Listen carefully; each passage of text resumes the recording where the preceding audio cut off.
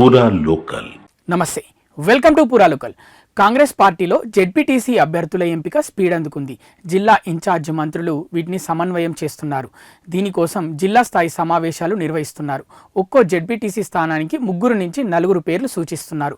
కొందరు ఎమ్మెల్యేలు ఇప్పటికే జిల్లా ఇన్ఛార్జ్ మంత్రులకు జాబితా అందజేశారు. మరికొందరు శని ఆదివారాల్లో అందించేందుకు సిద్ధమవుతున్నారు.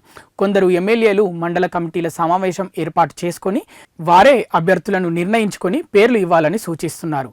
ఈ నెల 5వ తేదీ కల్లా జాబితా పీసీసీ అధ్యక్షుడికి ఇవ్వాలని ఇప్పటికే సీఎం రేవంత్ రెడ్డి జిల్లా ఇన్ఛార్జ్ మంత్రులకు సూచించారు. జెడ్పీటీసీ అభ్యర్థుల జాబితాను ఫైనల్ చేసి పంపించే బాధ్యత జిల్లా ఇన్ఛార్జ్ మంత్రులదేనని ఇప్పటికే ముఖ్యమంత్రి తేల్చి చెప్పారు. ఉమ్మడి జిల్లాల వారీగా ఎమ్మెల్యేలను ఆ జిల్లా మంత్రులను సమావేశపరిచి జాబితా రూపొందించడం వారి పని. కొత్త పాత నాయకుల మధ్య విభేదాలు ఉంటే సర్ది చెప్పాలని సీఎం ఇన్ఛార్జ్ మంత్రులకు సూచించారు. జిల్లా ఇన్ఛార్జ్ మంత్రులు ఇచ్చే జాబితాను CM Revanth Reddy, PCC chief, AICC incharge కూర్చొని ఫైనల్ చేయనున్నారు.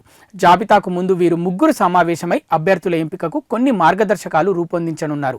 ఇందులో పార్టీలో మొదటి నుంచి పనిచేస్తున్న వారు, సామాజిక న్యాయం, అభ్యర్థుల గెలుపు అవకాశాలు ఉన్న వారిపై నిర్ణయం తీసుకోనున్నారు.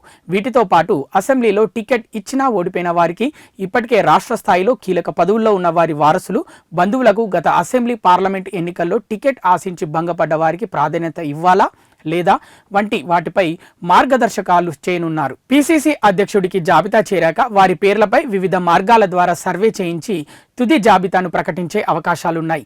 ఏకాభిప్రాయం ఉన్న చోట ఎంపిక సులువుగానే ఉన్నా చాలా చోట్ల ఎవరికి వారు తమకే టికెట్ కావాలంటూ పట్టుబడుతున్నారు. దీంతో వారి పేర్లపై సర్వే చేయించి ఖరారు చేయనున్నారు. ఇవి ఇప్పటివరకు ఉన్న అప్డేట్స్. మరిన్ని అప్డేట్స్ కోసం చూస్తూనే ఉండండి పూరా local, your choice for local voice.